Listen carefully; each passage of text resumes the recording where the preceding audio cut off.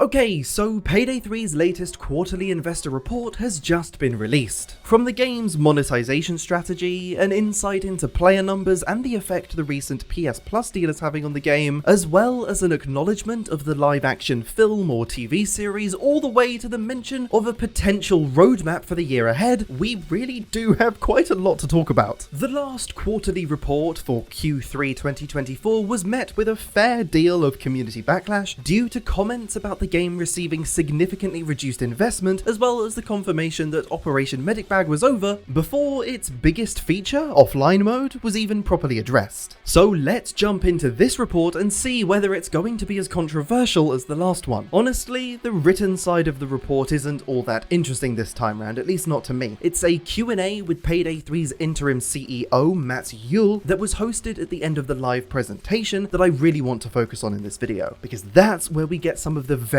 interesting information, starting off with an insight into player numbers. Mats discusses the effect that the ongoing collaboration with PlayStation is having on the game. For those of you who may not be aware, Payday 3 is currently available for free to anybody who subscribes to PlayStation Plus. You can download the game during the month of February and keep it forever. This, as I'm sure you can imagine, has significantly boosted the amount of concurrent players Payday 3 is seeing on PlayStation. Mats explains that the amount of concurrent players are currently at levels that haven't been seen since launch, and that Starbreeze are very happy with the current player count. The success of this PlayStation collaboration could mean that we see the game available for free more often going forward. I really wouldn't be surprised if they made it available for free for a limited time on Steam at some point, or potentially even put the game back on Xbox Game Pass sometime down the line, but Mats was very clear that the monetization strategy for Payday 3 still doesn't involve making it completely free to play. The game is usually available at less than full price thanks to discounts and sales, but the plan seems to be to keep Payday 3 available at a small cost and monetize through the sale of DLCs. It remains to be seen how many of these new PlayStation players are picking up the DLCs for the game, but I'm sure we'll get a better insight into that with the next quarterly report, as those figures should be included in there. My biggest issue with this PlayStation collaboration is that Starbreeze aren't really doing anything with their marketing to keep these PlayStation players engaged, or to entice players who may not necessarily be familiar with the franchise to actually pick up the game. I think it's very likely that hundreds of thousands, if not millions, of PlayStation Plus subscribers are looking at Payday 3 on PlayStation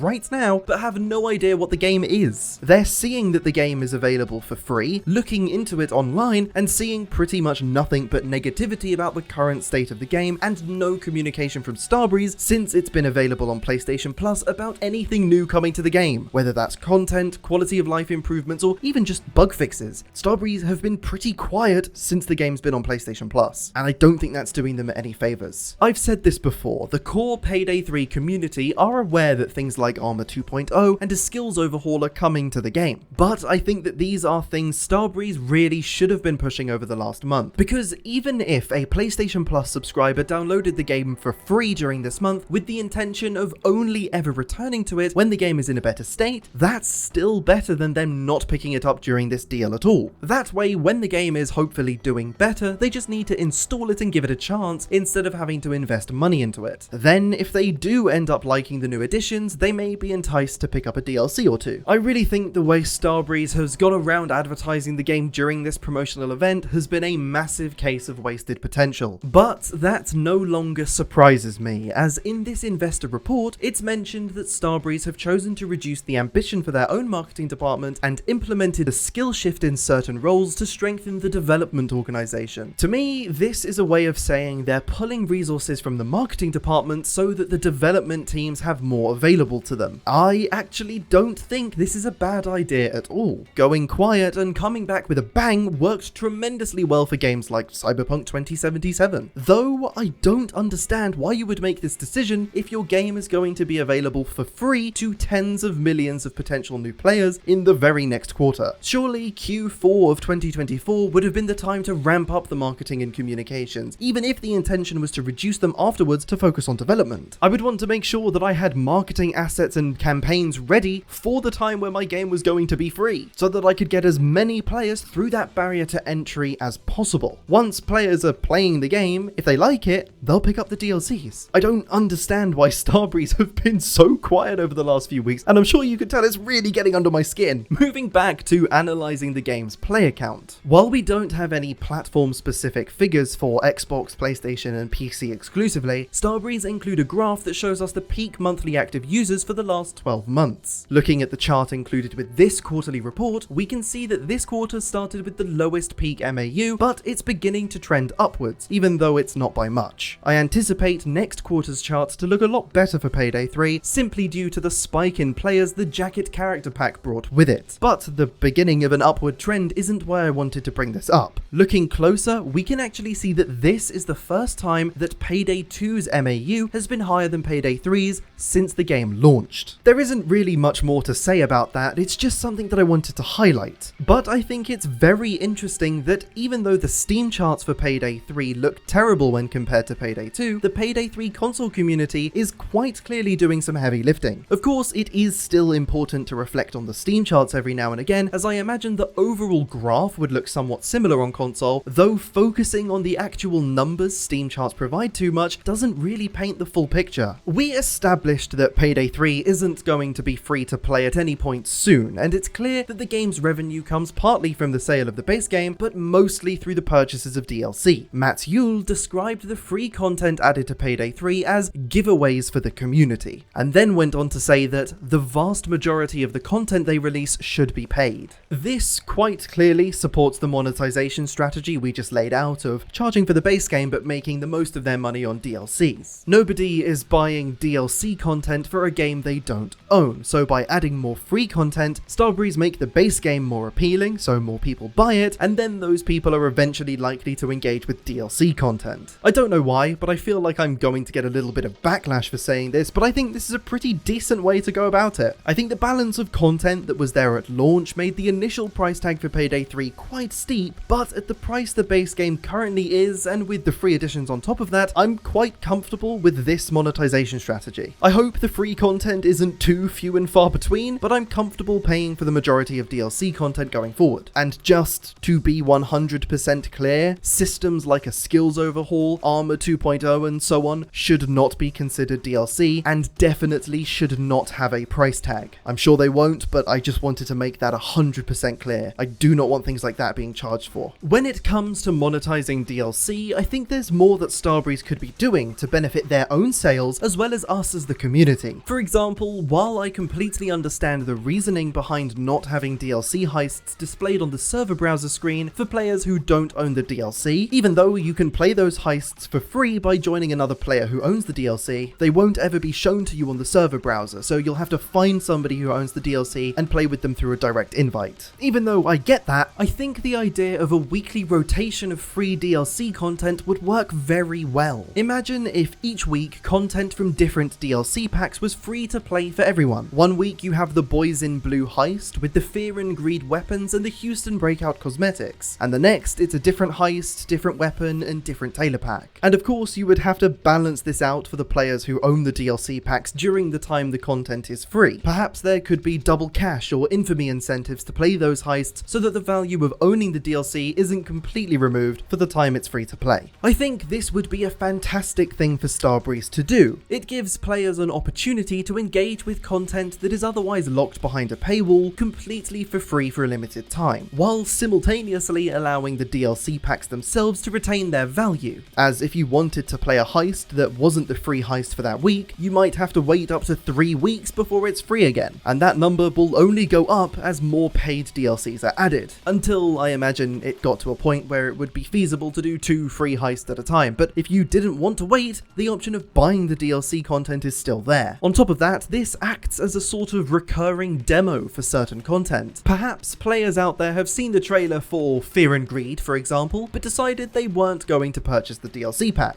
Maybe, if given the opportunity to play the heist and use the weapons for a bit, they might come to realize that it's actually a DLC they would like to own. Above all else though, this system would make Payday 3 feel a lot more like a live service game. I've spoken in the past about how upcoming content could be teased through in-game changes to heists, just like the LMG was teased before the release of Boys in Blue. And if DLC heists were available for free periodically, things could be added to those heists for the entire community to enjoy, rather than strictly limiting the team only to do events on the base 8 heists. Or even worse, doing an event that is only available on a DLC heist that needs to be purchased. Let's not forget, Payday 3 is supposed to be a live service game, but right now it doesn't really feel like one, and things like this would really help. I'm working on a separate video about Payday 3's struggle to live up to its live service potential, so I'll save everything I have to say about that for another day. If you're enjoying this video, or you're interested in hearing more about that exploration of Payday 3's live service model, consider clicking that subscribe button. We've just set the ridiculous goal of trying to hit 5,000 subscribers before Payday 3's next heist is released. We set that goal because we absolutely smashed our last milestone out of the water in such a short amount of time, and the challenge run videos I've promised as a result of that goal being met are currently in the works. This time I've said if we reach the insane target of 5,000 subscribers before the next heist is released, I'll go back to Payday 2 to finally start playing and reviewing the PC exclusive heists that I, as a console player, never had the chance to experience.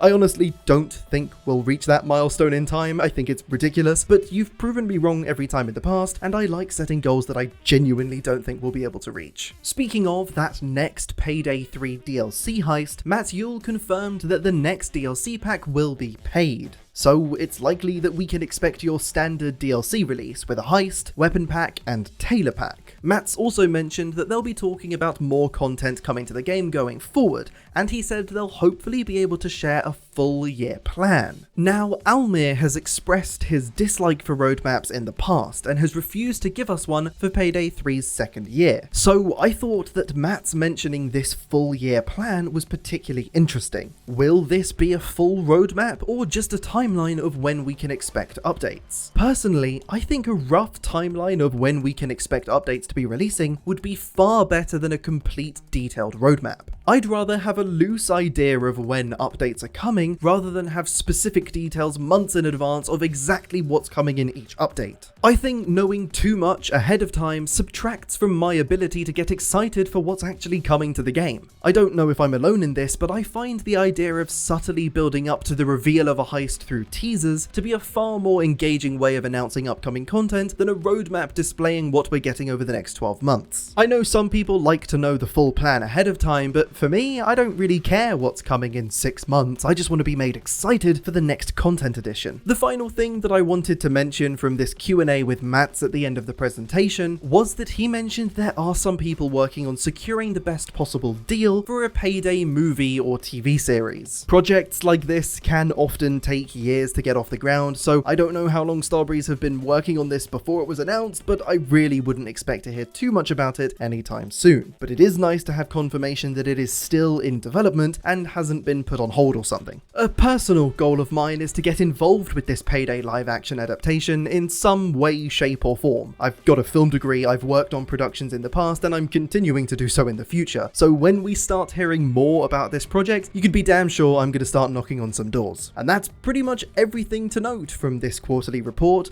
I am aware of another 80 level article that's been released highlighting the instability at Starbreeze and the potential closure of the French studio. I don't want to dive into anything too speculative in this video because the majority of it has been about the investor report, so I wouldn't want to give the impression that any studio closures or layoffs we may touch on are part of this report, but as Mats quite clearly mentioned, Starbreeze is focusing on expanding the team in Sweden, and having international components increases the cost and complexity of running the business. So I'm certain that there is validity in what's being said, and I wanted to at least acknowledge the 80 level article in this video. I mentioned earlier that I don't think Starbreeze have been capitalizing on the extra attention they've been getting from this PlayStation collaboration as much as they should have been. If you want to hear my full thoughts on that, as well as some other opportunities I don't think Starbreeze should let pass by, you can click the video on screen to hear more of my thoughts on that. Thank you very much for watching, and I'll see you in the next video.